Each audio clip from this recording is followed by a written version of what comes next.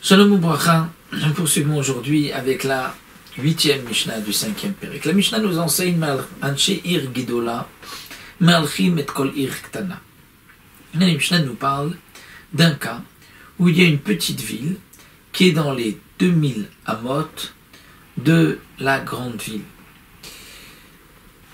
Donc ceux qui sont dans la grande ville vont calculer leurs 2000 amot du Troum Shabbat pour pouvoir sortir de la ville, et ils vont dépasser même la petite ville. La petite ville est dans les 2000 amot.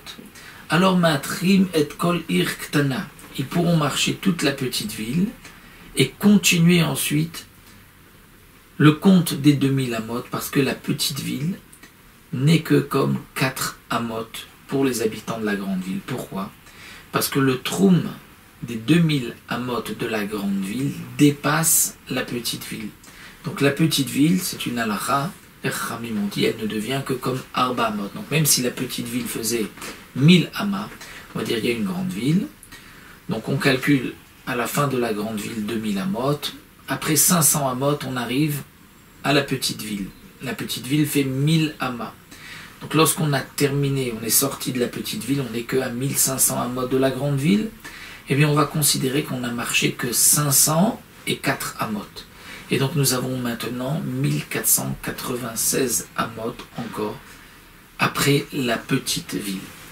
Mais inversement, Anshe Ir Ktana Malchim et Kol Ir Gdola, les habitants de la petite ville ne pourront pas marcher dans toute la grande ville. C'est-à-dire que si de la petite ville, donc nous avons vu, elle était à 500 amot de la grande ville, donc les habitants de la petite ville vont rentrer dans la grande ville, mais la grande ville, elle fait 5000 amot de large. Donc les habitants de la petite ville vont 500 amot jusqu'à la grande ville, et ensuite ils ont 1500, et au milieu de la ville, ils devront s'arrêter. Étant donné que la ville n'est pas entièrement à l'intérieur des 2000 amot, elle n'est pas considérée comme 4 amot, comme nous l'avons vu déjà dans la Mishnah précédente. Donc Ketzad, la Mishnah vient expliquer, Mishaya Bir Gdola, celui qui était dans une grande ville, Venatan et Eruvo Bir Ktana. Alors, le Ketzad, explique le Barthénora, vient en vérité nous expliquer qu'il manque un petit morceau dans la Mishnah. Et la Mishnah voulait nous enseigner encore un autre dire. C'est que les habitants de la grande ville, nous avons vu, pourront donc considérer la petite ville comme 4 amot. Mais pas les habitants de la petite ville ne pourront pas considérer la grande ville comme 4 amot. Tout ceci, viendrait dire la Mishnah, c'est lorsqu'on calcule les 2000 amot. Mais si on met le hérouv dans la ville, alors là, peu importe.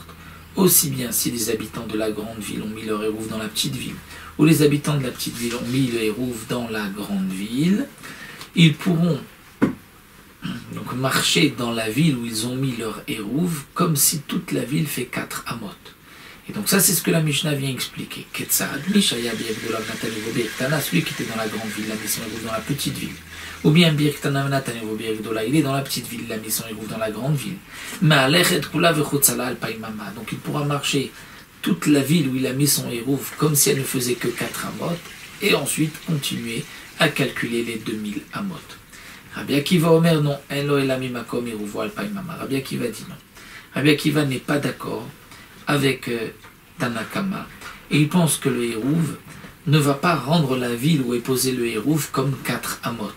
Et donc il faudra calculer de l'endroit où on a déposé le hérouv 2000 amot. On ne pourra pas dire que puisqu'on a mis le hérouv dans une ville, donc toute la ville est comme 4 amot, et donc si la ville elle fait 3000 amot, on pourra dépasser toute la ville et ensuite calculer seulement 2000 amot. Non, dit Rabbi Akiva, on calcule 2000 amot seulement à partir donc de l'endroit où on a déposé le hérouv.